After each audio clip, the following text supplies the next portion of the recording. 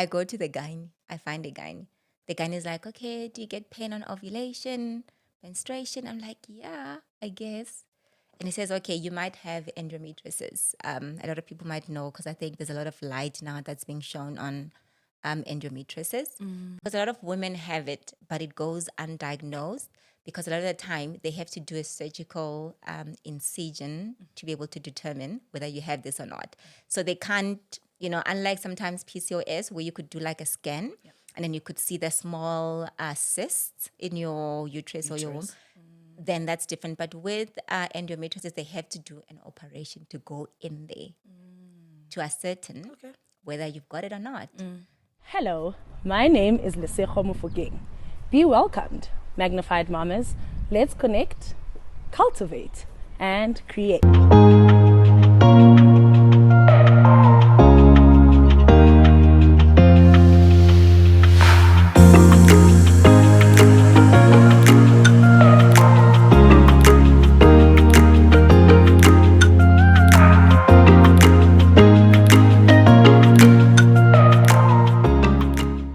Magnified family, you are welcome. You are welcome once again. We are back with a bang. Bearing in mind on this channel with our audience, we cultivate, connect, and create. Today I've got someone radiant, someone energetic, someone I relate with quite a lot, okay? So come along with us, hang out with us. We're going to roll up into this conversation, and bearing in mind the name of this podcast is the in-between moments, because this is where we really unpack, the crux of everything that we don't ever talk about. So allow me to introduce the lovely, the radiant Nthabiseng. How are you? Hi, everyone. I'm good, thanks. We finally Mama. did this. We finally did this. Yay. Okay. Can you share with the people? I know you. A few other people will know you. Yes. But Nthabiseng ke mang? So Nthabiseng, again, Nthabiseng from First Loras. Okay. Bred in basically just grown up there. I have got an 8-year-old son. I've been married for 11 years this year. Ooh. Nthabiseng is a lot of different things, not one thing exactly. So I'm multi-layered. And yeah, like she said, very bubbly, love people. And yeah, just I think one thing we share is our love for God, our spiritual journeys. And yeah, that would be me. That would definitely define me. Well, guys, we're about to get the other layers of Nthabiseng. Too many layers. So we're just going to start with the icebreaker so Cool, that we calm our nerves. Let's do it. Okay, so the first one is, what are the top 3 items on your bucket list? Ooh. Listen, I want to go to Greece. Okay. Family vacays. Listen, people with kids know you can have your vacation, but you also need the kids' vacation. So I really just strive to give my son some experiences, nice experiences. Mm-hmm. And then my third one is, I think because I'm obsessed with makeup, just something new, something I've never had before. Okay. Yeah. Like are you talking more in terms of product or an experience Product. around? Okay. Product. Okay. I'm obsessed with everything beauty. I'm obsessed with makeup. The girly girls. The girly girl. So I'm always looking for new items, things that I've never had before, things that would give me a new experience, whether it's new lipsticks, whether it's new foundations, whatever it is. I'm just always on a hunt for new stuff. Okay. Yeah. And what was your last Netflix binge? Ooh, The Blacklist. Oh. The Blacklist, and I cried. I saw. And you saw it, I cried. It was The Blacklist. I think, to grow with the show over, a long period of time, and, you get to a point where it's the season finale, it's ending. You sort of relate to the characters and the artists. So you sort of feel connected to them in a weird way. So it was a very emotional ending for me. Can't say I relate. Yeah, I'm so emotional. But I guess you do connect to the characters. That means it's well written. It's very well written. It's very well. I think it's been like 10 years. And I mean, just think about it. 10 years is a long time. It's a long time. A lot can happen in 10 years. It's a long time. Yeah. You are growing. You're growing with the cast because they look different, from how they looked 10 years ago. You look different from what you... but the content, the richness of the offering is still very good. So it speaks of the show. Yeah. Okay, I know this is going to be a special one. Ah. If your pet could talk, Oh my what gosh. would he or she say? My blackie. So I've got a dog. That's my second baby. Like, you have to have pets to understand this, that your dogs, your kids, they like literally become your babies. I think if she would talk, that one, it's too spicy. Yeah. But she would say, girl, please. And that's how you Girl, guys please. most of the time are. That's how we are most of the time. I think she would look at me like, girl, please. Seriously. Seriously. Yeah. That's another part where I don't. I promise you have to have one. I didn't get it as well. My dad has always been a pet person, but you are getting a secondary experience. It's not like a direct experience where you're responsible for. You know, it's like that thing where if you haven't had kids, for some people, they can't relate to being a mom. Or people say, no, I've never wanted to be parents or a mom. And then you become a mother and you're like, wow. It's the same with pets. I know I'm making reference to children, but I promise you that's how you So feel. I think I made my secondary experience the experience because we had a dog growing up. Oh, you did? For 3 days. We had to call Not it 3 SPCA. days. 3 days. Not 3 days. It came on day 1. We had a full day on day 2. And then day 3, it was gone. Okay, but how old was the dog? It was a baba. Like pooping everywhere. Yeah. No one was taking accountability. No one knew what to do. And that's very important Yes. with dogs. They're like literally like kids. Accountability.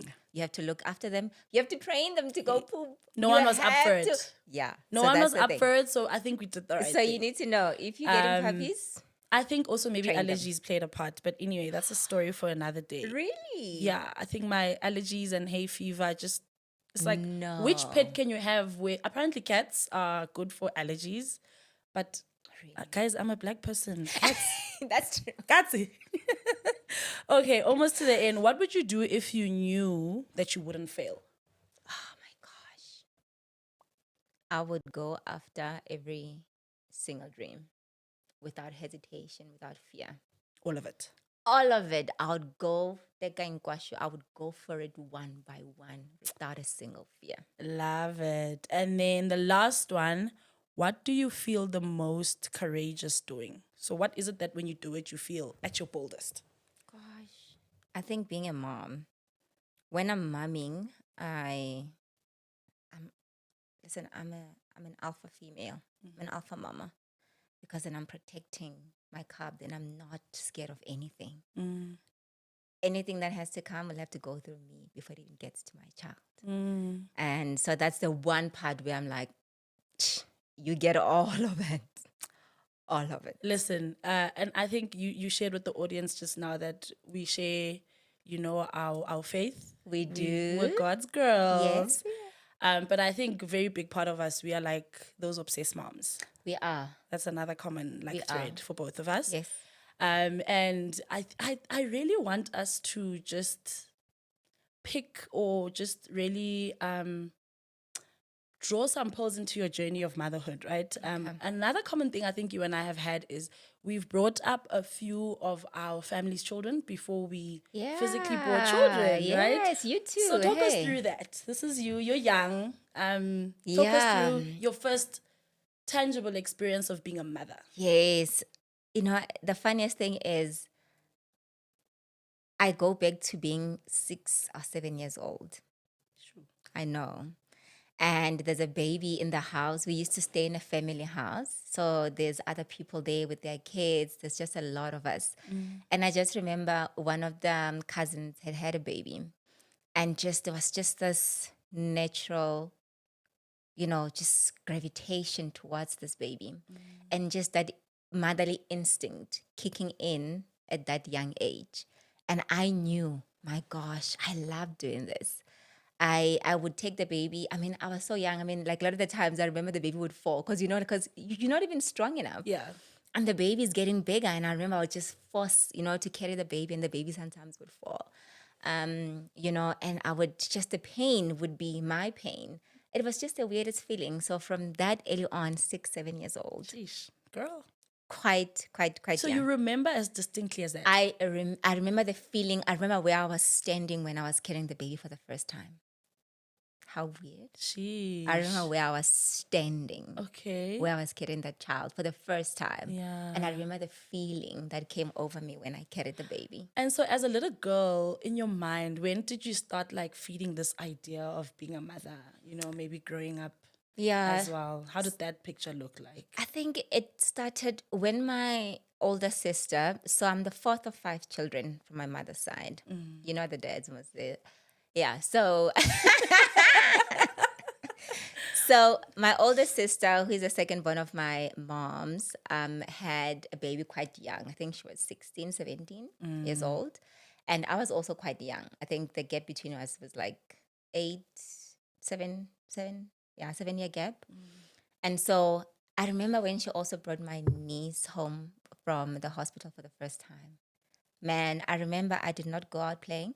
Because you know at that age, because we played in our age. Yeah, no. We were outside. Like dirty play. Dirty play. Like if you're wearing white, you come back brown. Dirty play. We were outside, and I remember for weeks, a great 2 weeks, I did not want to go anywhere. I just wanted to sit by the baby. I started, you know, my sister, you know, whenever she'd be exhausted, I would just take the baby from her. And I knew that I could love these kids like they were mine. And I knew that my, my love for these kids was almost the same way as my sisters, that I would do anything for them. So that's when it started. That's when I was like, oh, okay. Now I could understand it better. Because now I'm a teenager. Yeah. Now it makes sense. So now I'm like, okay, I actually want to be a mom one day. So that's when my experience of being a mom started. So your sister's journey of being a first-time mom and you essentially being a mangwani. Essentially being a mangwani also Yeah. exposed me in a way to being a mom. And then how did that then translate into, as you grow up now, you are, I could imagine obviously you're dating or preparing to now, you know, this ideation of being a mother. How did that go as well? I think also, like you said, witnessing my sister become a mom twice. Now I just found out what Irish twins means. And it actually, like my nieces were born like less than 1 year apart. Literally just before the other one turned one, that one was The other one, yeah, that's Irish So twins. they're literally Irish twins. And so she had to have like 2 kids at a very young age, back to back. And that was very hard for her. So although I, experienced the joys of, wanting to be a mom, me and my sister were very close in that she would guide me and say, listen, I know you love this, but I want you to wait. I want you to wait until you're married. I'd never grown up in an environment at the time where it was, get married first, then have kids. It was like grow up, make money, and then you can decide when to, have kids as long as you're financially stable. But I literally took my sister's advice to heart and I started playing with the ideas, but I think just grilled into my mind about waiting and why I should wait. And then I started coming up with the idea of getting married and having kids within the institution of marriage and being able to give my kids, their dad's last name and just that comfort of having both parents, where else my sister, even my mom after separation with my dad, struggled a bit. And then I just yearned for that environment, you know what I mean? And so that's what I did. I waited. Okay. Yeah. And so obviously in your wait now, we fast forward, you made mention that you're married. I'm married, 11 years this month. She's on the other side of 10 years, guys. We're coming for you. But well done. Congratulations. And I'm saying congrats quite intentionally because it's hard work. It's hard work. It's sacrifice. It's doing. It doesn't, you don't just get to 11 years, right? Absolutely. So here you are with hubby. You guys are married. Yes. And then how's the family planning going? What then is transpiring now that you have the idea, marriage. The marriage, right? We're here now, and then what? Yeah. So, I think like most couples, after you get married, you sort of want to spend time with each other before you have kids. Because then I think society will always remind you, oh my God, once you have kids, your life is going to change. Yeah. And so you buy into that idea and then you start waiting. You're like, okay, let's spend time together. I think it was going into the 2nd year of our marriage when my cousin, Kumisa, had a heart attack and died at 30 years old. And that was a wake-up call. It was a very difficult situation. And we had to be called in. We had to be there. It was a very sad thing. And then I remember coming home that night I think it was grief and just the realization that time is really short. Yeah. And you really don't have any idea until something close to you has been taken away. And I remember saying to my husband, I want to start having kids right now. I don't want to On wait that anymore. note, I mean, this person was lively. She was okay. I mean, we were just chatting that day. Like, so you imagine this whole future for them and then boom, gone. And I said to myself, God, what would I leave behind? What would be my legacy? And I knew that I've always wanted to be a mom. Okay. I've just created a pathway of how I wanted that to look like.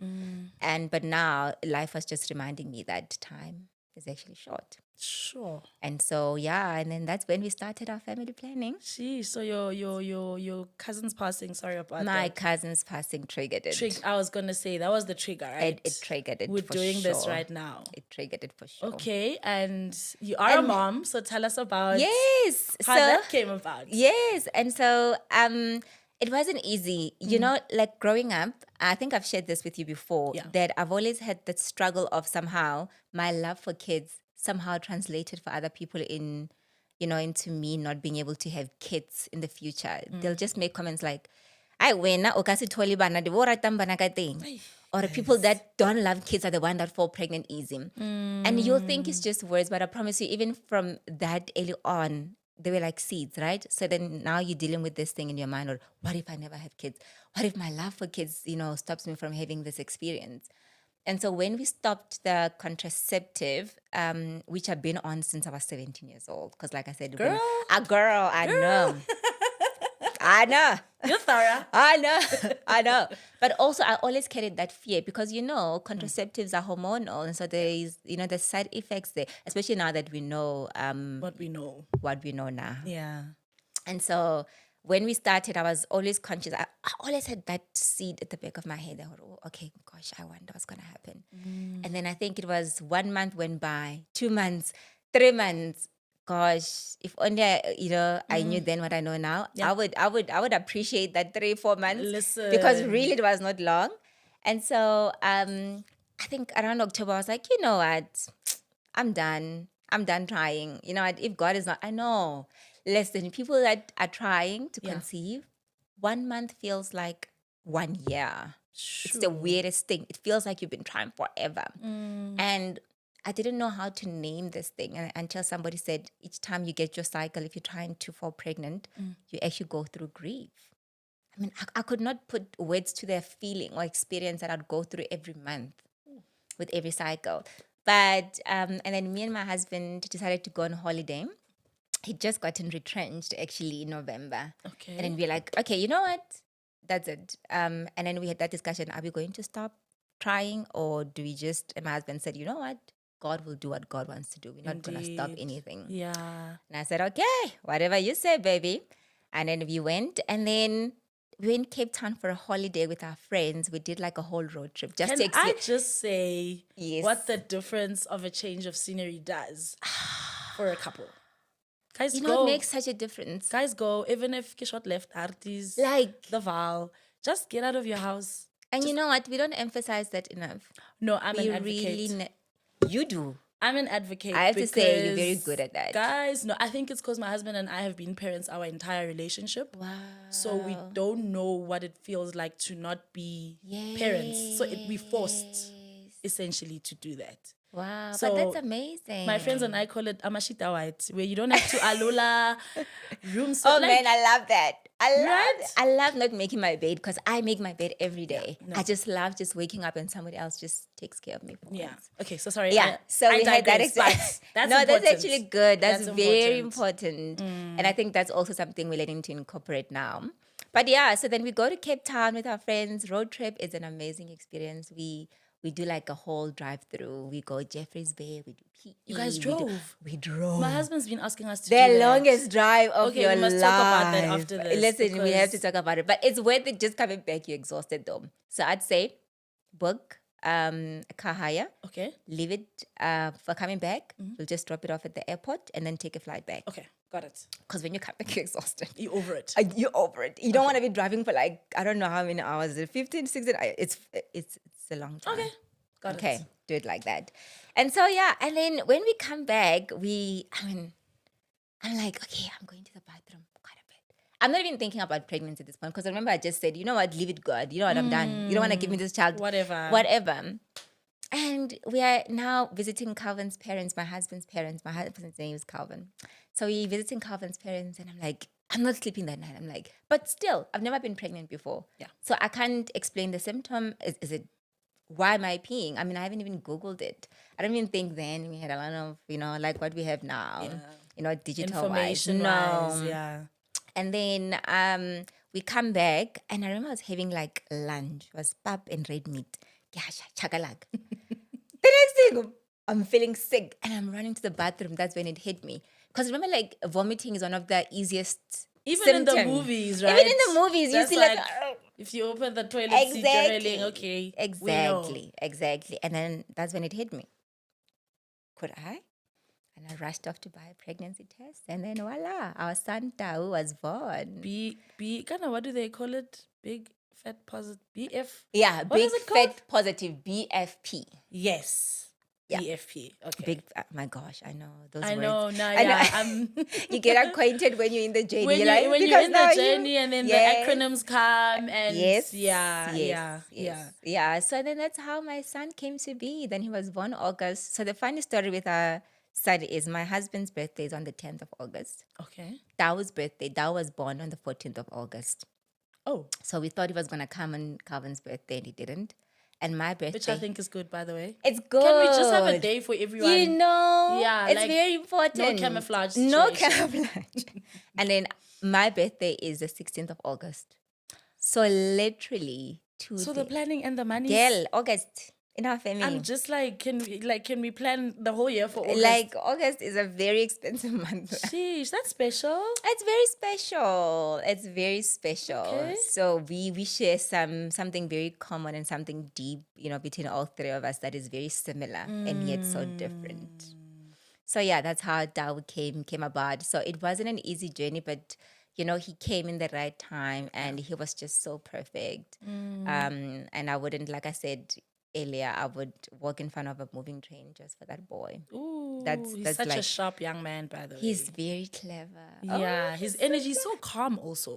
I think he gets that from his dad. Of course. Not from me. Definitely not you. He's so calm. He seems also so grounded. I know he's young. He's young. He's 7, ne? He's 8. 8. He's 8 turned years 8 old. already. He's turned 8 already. Okay. August he'll be turning 9 years old. Oh, Can you believe? already. I'm gonna have a 9-year-old in the house. You're doing this well.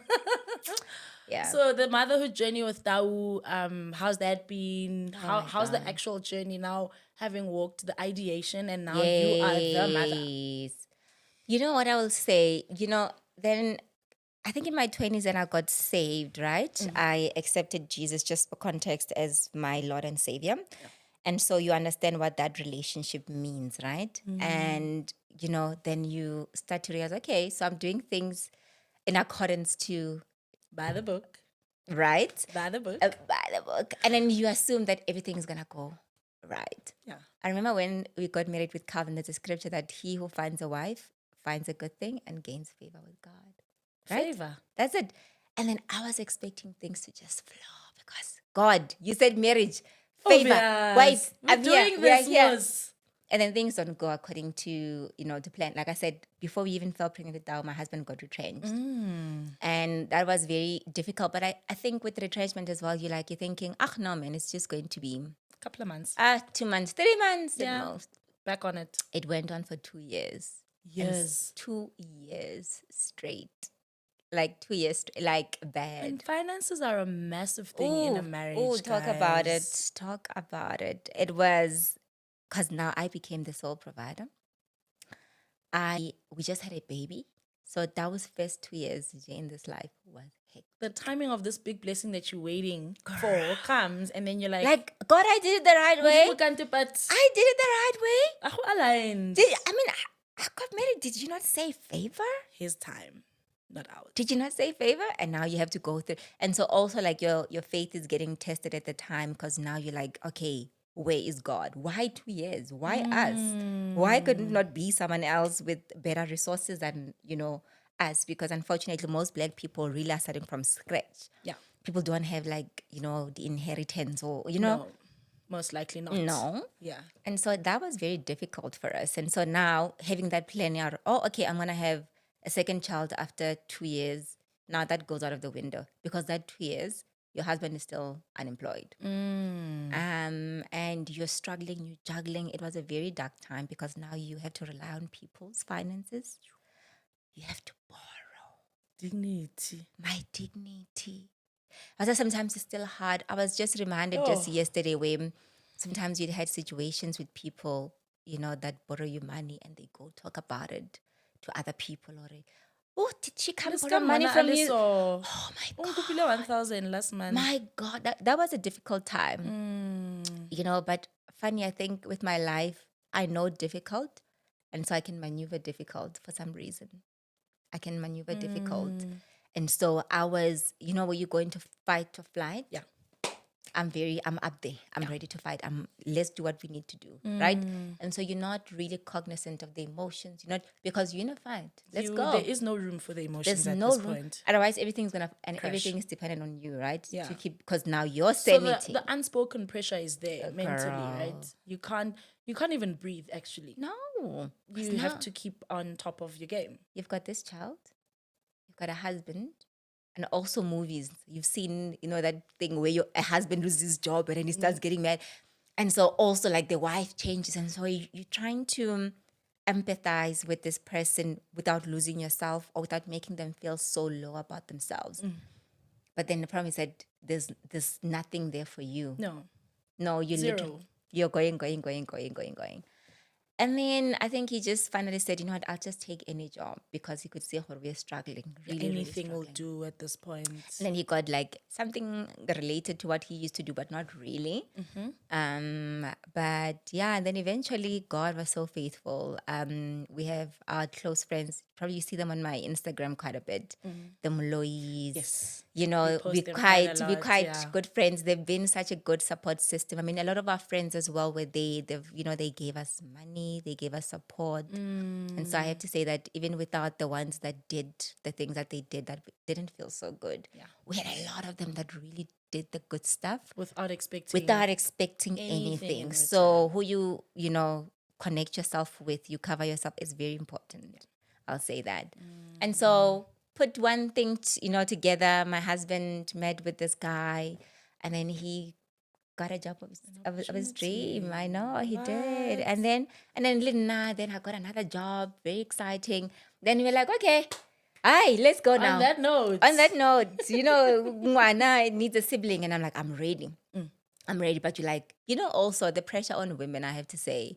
The fact that you have to join an organization and you have to feel like you have to prove your worth before you could become a mother or do anything outside of that. Like, I don't think people understand that. Because we all know what that contract says. Well, at least in our industry, right? If you're new, you need a good year.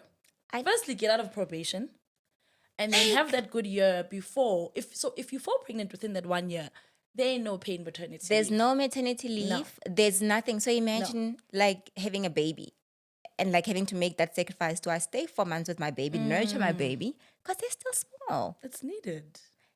Like, it's not even fair to even have to choose between the two. You know what I mean? I think it should be scrapped because most of those people who are in power, they're either dads or they're husbands to somebody but they've had that experience. Family context, yeah. You know what I mean? And so Yeah. they understand the sacrifices of being home.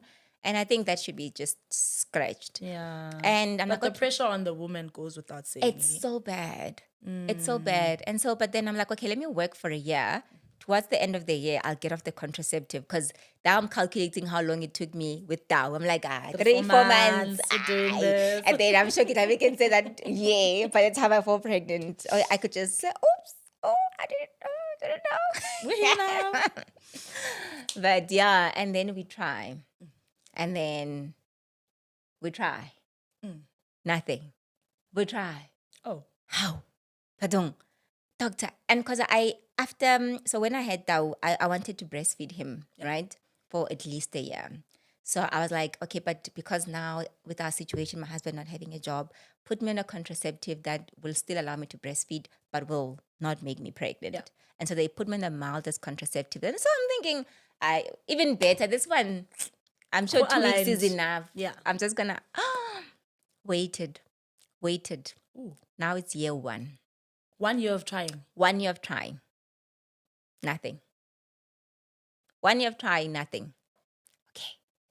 Now, because now we are digitally exposed, you read stuff. And because also when you're trying, you are so consumed by pregnant women's content. You just want to hear people's journeys. And you're like, somebody says, no, I tried for over a year. And then, you should go see a doctor after a year if nothing is happening.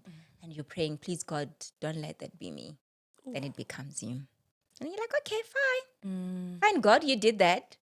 Okay, now you're doing this again. Sharp, let's go. I go to the gynae. I find a gynae. The gynae is like, okay, do you get pain on ovulation, menstruation? I'm like, yeah, I guess. And he says, okay, you might have endometriosis. A lot of people might know because I think there's a lot of light now that's being shown on endometriosis.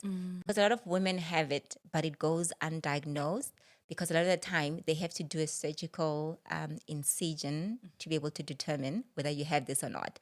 So they can't, unlike sometimes PCOS where you could do like a scan and then you could see the small cysts in your uterus or your womb, then that's different. But with endometriosis, they have to do an operation to go in there to ascertain whether you've got it or not. I'm like, when do you want to book me? Like the following, listen, I've been waiting for a year.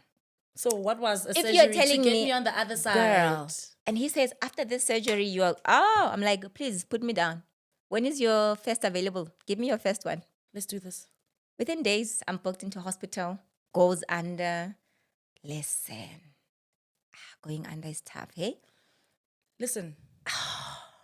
Going Theater under is not child's play, guys. Going under is tough. That thing is not, it's not. No. You wake up so confused. I remember, thank God for me, my husband was with me, every step. And yeah, it made a difference. I remember just waking up, I was like, I want my husband. Like, hey, Sissy, we gotta get you to your husband. Hey, girl, calm down. To your husband. And then I did the operation. I'm obviously expectant. And after the operation, they're like, you don't have any endo, nothing. So we really at this point, and then I think he was the first to say it was like, you might have unexplained secondary infertility. Unexplained secondary. Unexplained, because medically, there's nothing that says I cannot have a child. But you're not having. I'm not having a child. Now, this is my second year. Because remember, I had to finish the first year. And then I booked January of the second year. And then now I'm like, okay, but he said, listen, I've cleaned you up just in case, sometimes it makes a difference. And just expect you will fall pregnant within the next couple of months. This is a doctor, it's a specialist. You believe them. Specialist, experienced, wisdom. Yeah, and you're also desperate for another child, you know what I mean? And so you're like, okay, cool, I'll take it. And then month 1 goes, month 2, month 3, month 4. On top of 2 years, get 2 plus. Pardon.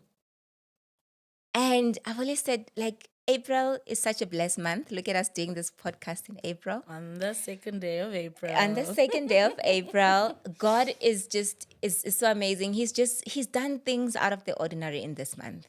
And so after doing that big surgery, I'm stepping into April. I'm like, me, I know my God, okay? As my usual. God is going, girl, April goes.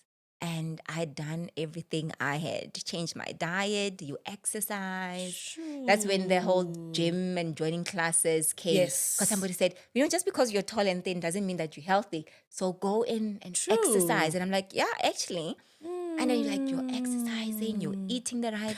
But I'm thinking now of such like I won't call it a burden, right? But the responsibility of women being the actual carriers of the baby. And I mean, I'm imagining you now, you're saying, okay, now that this is done, now I need to do this. Now I need, do you know what I mean? Like, it's so hectic. Where is the father in all of this, in this responsibility? In this responsibility. Unfortunately, it cares, and like my husband is so chill. He's like, it's going to happen. Relax. That's where you talk about when I come back my next sons. lifetime, I want to come back I as want to a be man. a man. Me too. Okay, so like, I chill, know. right? Like what you're saying, my son is so chill as well. My husband is too chill. Like, I'm like, no, I need it right now. Like, where is it? Like, now. And he's like, baby, it's going to happen. Relax. And he's soft spoken. And I'm like, no. Because I think, they go through their own grieving process, in a different way, but it's still a grieving process nonetheless. But with us, remember, we're the ones that have the cycle. Yeah.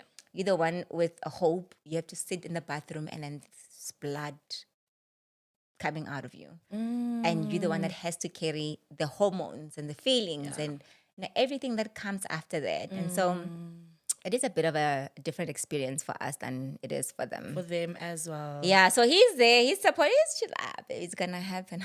This guy. Sometimes you do want to smack them. Yeah. You Just just a want to say, little, like, just like like sometimes, man, let's go, please. And then now go through grief.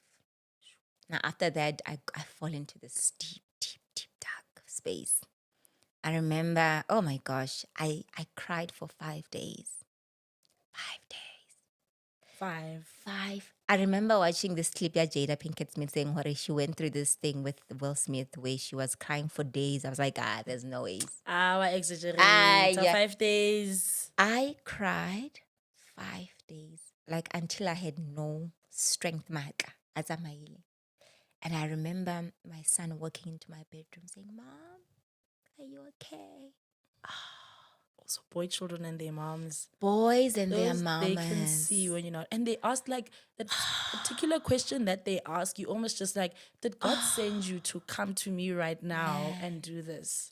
He was like the reason for me to just snap out of it because I was like, oh my gosh, you still have another child. Don't forget. I know you're going through this pain right now, but you still have another child. And sometimes he's saying, find the strength to get out. And I'm so angry with God. Yeah. We've just actually celebrated Passover like now. Yeah. I am so angry. I'm like, where's the miracle of God? Where's this resurrection power? Where's the resurrection power? Where's this God? God, isn't it not enough? I struggled. I became the breadwinner. I struggled. People laughed at us. I stood by my husband. I stuck by my... Where's the power? Why should I go through this? Why me? Isn't it enough? Isn't it enough? How much more? How much more do you want from me? And I was angry with God. I was angry. It felt like an injustice had been done. And then time goes, and God, God is sovereign. Yeah. And he's a father. He's a dad. He's a father. I read something, somebody said, it's how you connect with God, how you will be able to view him in situations. If you see him as a dad, you get his place in your life. And so you can be mad. And I often reference my own relationship with my own dad. We would get upset with each other and be like, bye. And then tomorrow, hi, my baby, how are you? And you're like, oh, I'm good, Papa. And so I think having a dad that loved you definitely makes a difference on how you see God as a dad. Because if that whole idea has been tarnished by an experience you had with your own father, growing up, it will change sometimes how you, it definitely tend, how you, you experience God. Exactly. And so a couple of months go by, a friend that we share in common, we're both going through this journey together. She's like, try my doctor, fertility expert, he's helping me, might be able to help you. Like I said, I'm not the one to sit, no matter how bad things get. I'm like, give me the next one. I will go try. What else do I need to try? What do I need? I mean, I even took myself to go check my hormones by myself. I was going to go do like a sauna for the scans as well. Again, ladies, you have to check your... You're on routine, hey? Me. I remember I just felt like pain on my boobies, but apparently that's like a symptom of after having a child. You still have your milk ducts. Yeah, yes, you still your have the ducts and tender. glands are still quite... Yeah. And I felt that passage to my doctor. You take me to go do a mammogram right now because I'm not about to die of breast cancer. I'm not doing this right now. So I've done the whole sauna, the thing. Listen. So as I was walking out of that place and I was like, I saw Lancet, I'm like, I'm going in. I said, check my fertility hormones. Myself. Because nobody's asked me about hormones.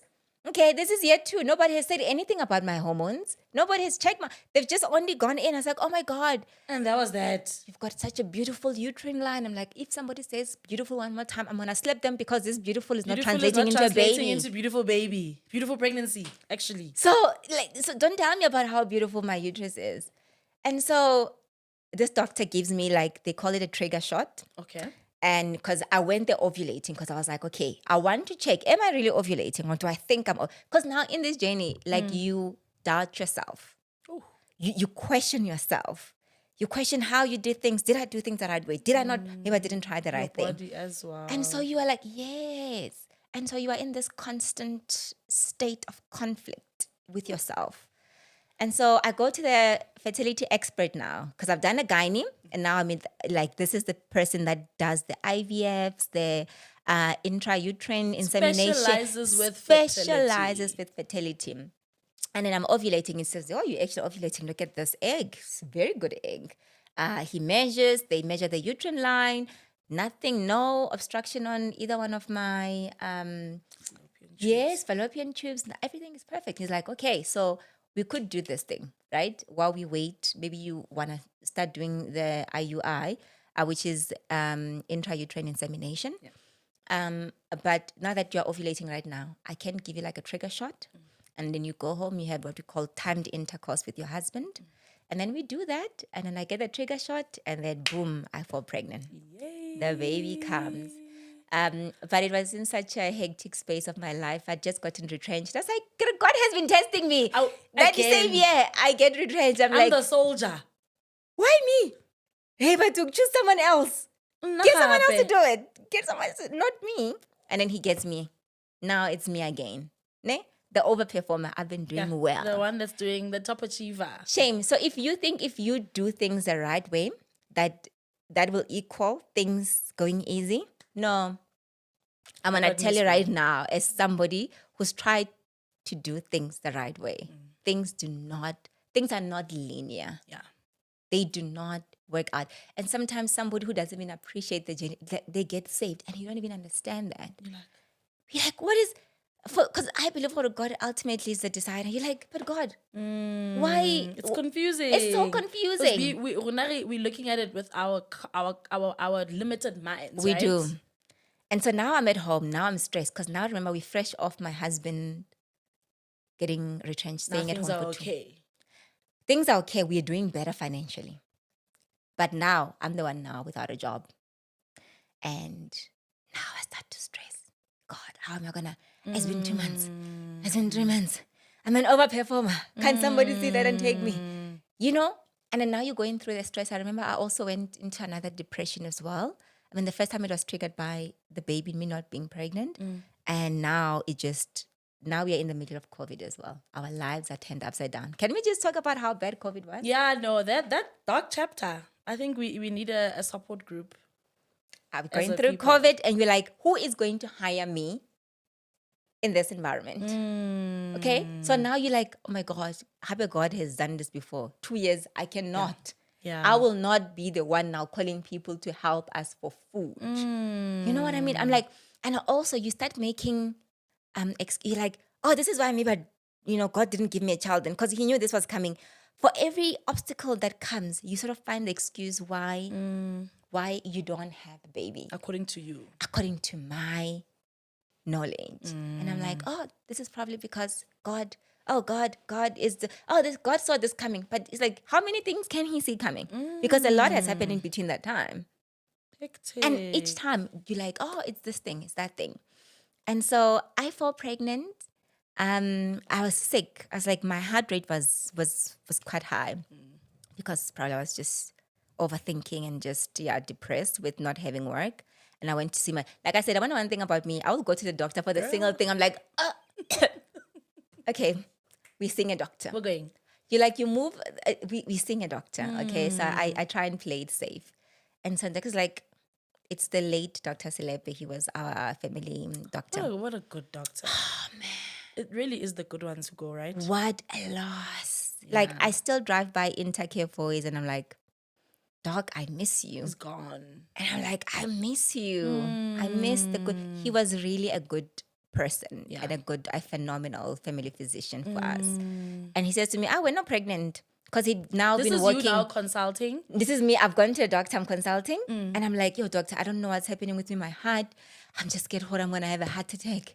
So please just check me. And he's like, I think you're pregnant. How do you know? You haven't even checked. I don't know. I just have a feeling. I'm like, okay. And then he does the urine test and he puts me on an ECG machine. He's like, okay, your heart rate is elevated, so I need you to come down.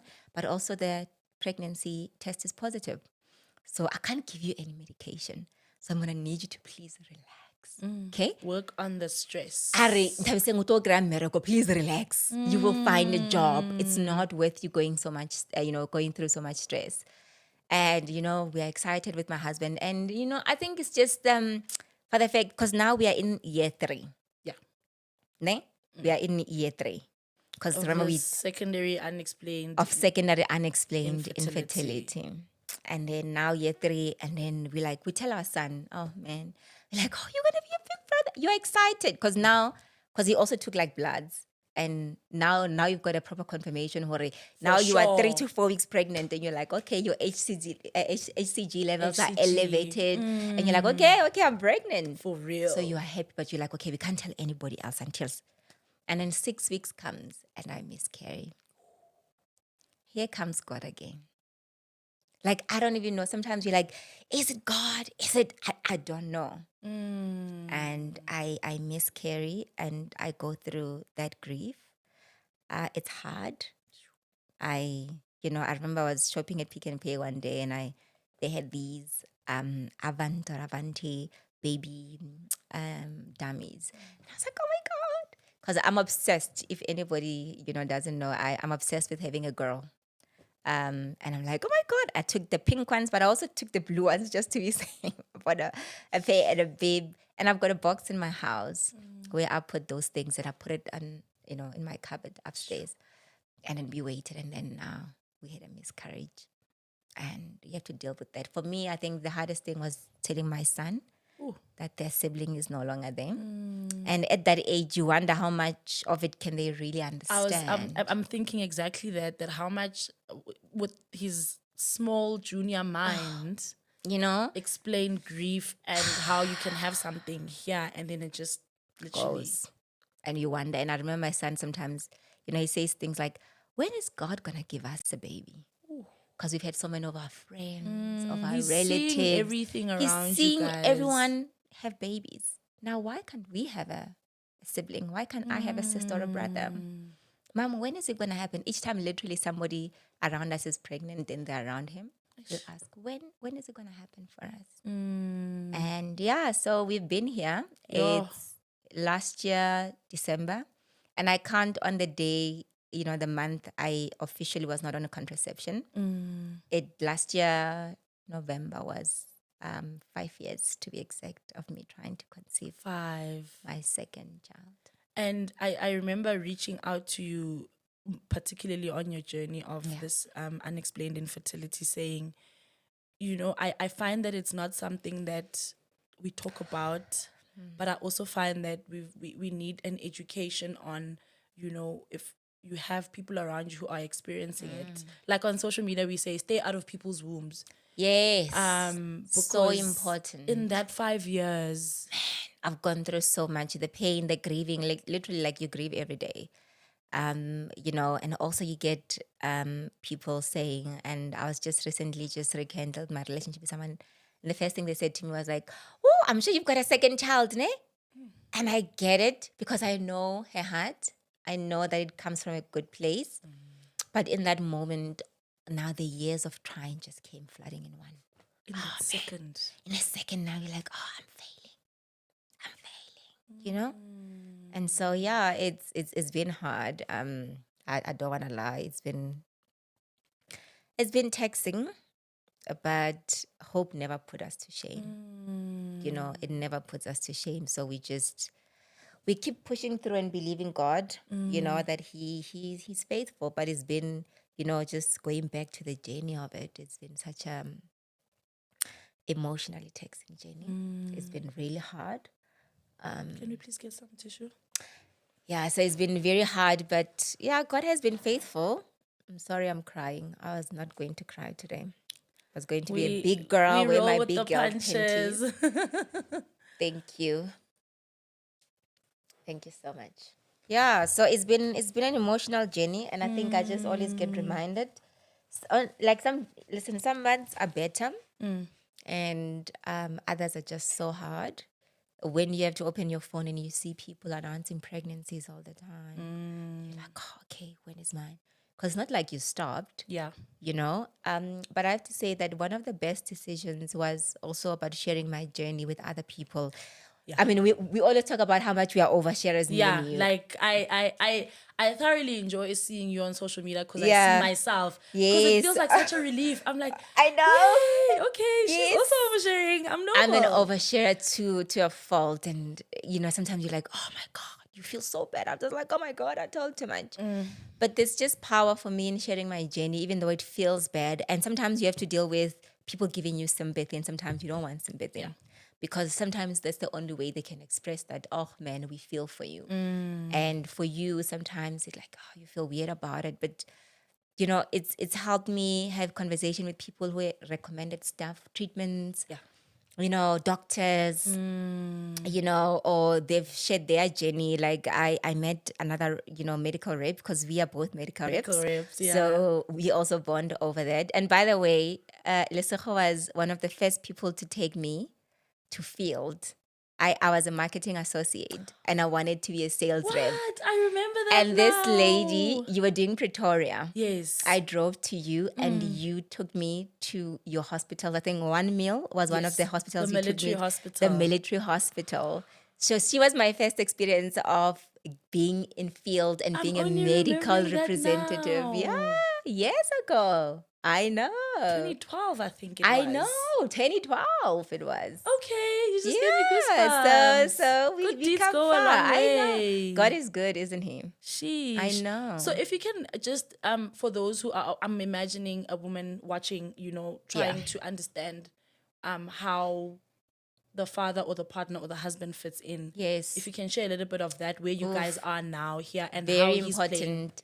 I think one of the things that I discovered with trying to conceive is, first of all, there's 50% chances of infertility on both sides. And some of it is like me, unexplained, right? Because there's no physical reason why I can't conceive. I don't have PCOS. I don't have endometriosis. I don't have any kind of obstruction. My hormones are fine. And so, but when I sat down with a gynae, and then she said to me, so how they break it down is 34.5% chances of infertility lies with the men, 34.5% the woman, and then the remainder is the unexplained infertility. And so I think it's very important that for partners to not, it's so easy for everything to be directed at the woman, right? And so, both husband and wife, partners, men and women, I would really advise that they both get checked out. I know it's uncomfortable for men. I've had conversations with other women who've been trying, who are doing IVF, and sometimes to give out the semen because it can be contaminated. Yes. And so a man has to sit there and, do that in order for them to be able to get that. And for some people, it's very uncomfortable. And so they have to go through that. So sometimes it might feel like their dignity, might be taken out the window. And so, but you have to push through because it's very important. That semen analysis could actually determine whether, your mobility, your morbidity as well. Quality. Yes, the quality of the sperm, how good it is, or how slow it is. It's not, it doesn't mean that you are the reason for the infertility.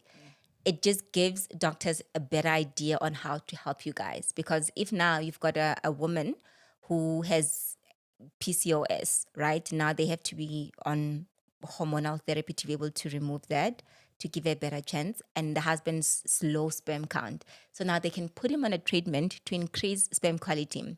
And the nice thing is with men, it works on a 3-month cycle. Listen, now I know about sperm. Yeah, okay? I'm listening to you. I'm just I know like, about sperm now. doctor. So it takes 3 months for the other sperm to go out to give new sperm to regenerate Yes. and make it stronger and faster. And so if your partner is on a treatment as well for, for sperm, good quality sperm, they get to be on treatment for 3 months, and in that way they get to regenerate the new sperm. And so please don't shy away from that. Go get help. The two of you, don't always point out as the woman is, the one to blame for it. It could be both partners.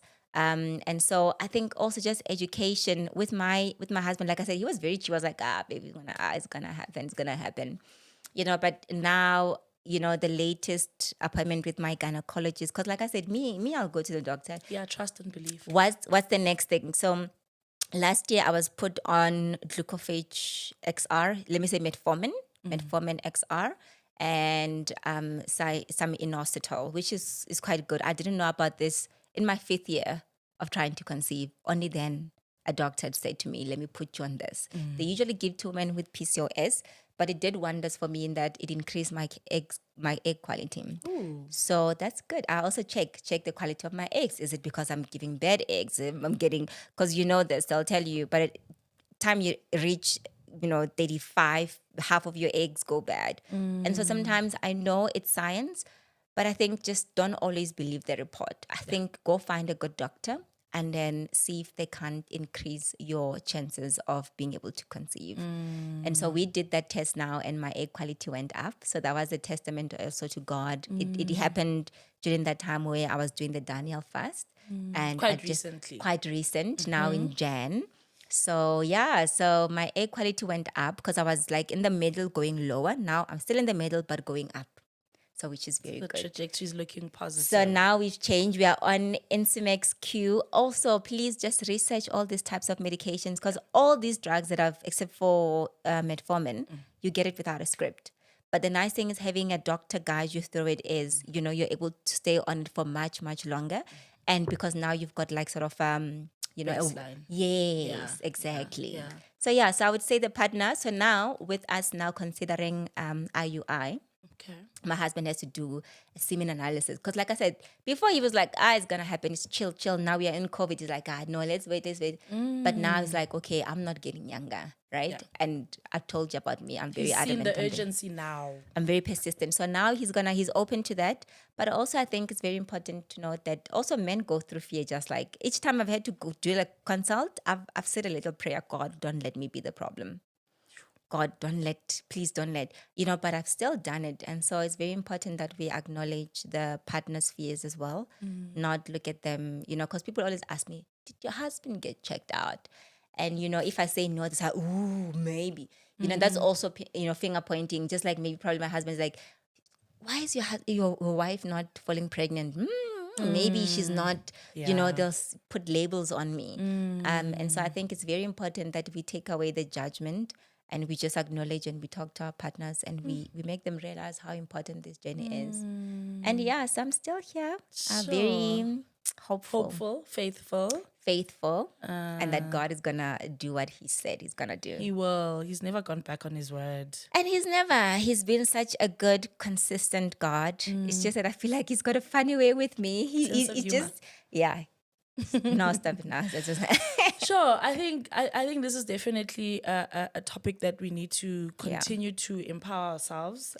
For me personally, I remember even when I reached out to you, I was so vulnerable to say, this is a blind spot that I never really thought we need to, be open about. Yeah. But particularly maybe for someone, even if I haven't experienced it myself, how do I support someone who's going through this, or a couple, or a friend, or even if it's someone on social media? Just be there. And just like what we said before, don't ask people when are they going to fall pregnant. I know it's such a natural thing to ask when you see like, a couple and you're like, oh, you would make such nice babies. And I know the intention sometimes is good, but man, it stings, especially when you know that you've been trying. Yeah. Like I've seen women saying, I'm trying. Yeah. I've been trying. Okay, I've been trying for 5 years. 5 years. I've been trying. Sure. And so when people ask me this question, I'm like, sometimes I don't know what to say. But it also is like, it's a reminder to the couple that they feel like they failed. I mean, I want to give my son, a sibling or siblings. I want to have this daughter that I dreamt of, I saw in my dreams. The funny thing, I've always thought I was going to have a girl before. Yeah. Because I remember I was like 14, 15 years old. I had this vivid dreams of these two twin girls coming to me. They were so gorgeous. And they were like, you are our mama. Our mom. And I've held on. And I think, it just sort of, it made sense because I'm such a mom. Yeah. And when I had that dream, you're like, but I was like 14 years old. I'm 37 years old now. Between the dream, you sort of look at Joseph's story. Between the dream and the fulfillment of the dream, it's two different roads. So, But yeah, faith keeps us abreast, right? faith, our God is faithful, and God does not have a reason to lie. Yeah. So I in closing, I for me, this is more of you brave. Oh, thank you, Mom. You are brave. Thank You you. are daring. You are full of courage. Oh, It really is not easy to put yourself out there, especially on social media where there's many people watching. Like my sister always says, people are watching. I know. And the fraction of people who respond or interact is so small. But Yes, there's many. right? Trust and believe. There's many people who are taking from whatever that you're sharing. And I pray that God honors that seed, just that seed of being vulnerable to help someone else. Thank you. And I'm telling you now, even if they don't text back to say you helped me, it's happening. Oh, thank So you. I really just want to say thank you for our community here and everybody who's going to be touched by your story. Yeah. And like most guests who are here, I always say there's going to be a part 2 where we come back to testify. Yes, because God. our God is not a man that he should lie. I believe that. So thank you so much. I don't know you if for you have any having me. parting words for the Magnified family. Please don't give up. It's hard, but you're not alone. We are in this together. And you can reach out to me anytime. So her handle will be part of the editing. Thank you so much, Magnified family. It's been a ride and a half. Don't leave us hanging in the comment section down Yes. below. And like she said, do reach out if you Please have do. anything that you need. Signing out. Thank you. Yay, we did it. You're such a natural. You're going to have the Lesotho Mofokeng show.